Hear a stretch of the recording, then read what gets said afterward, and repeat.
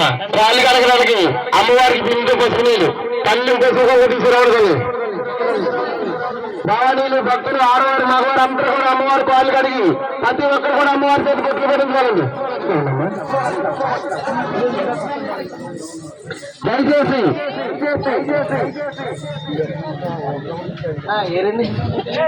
సేవ చేయించుకున్నారంట. ఎవరండి పేరు? అమ్మా అమ్మవారి యొక్క పేరెంటాలు ఎవరు ఉన్నారట?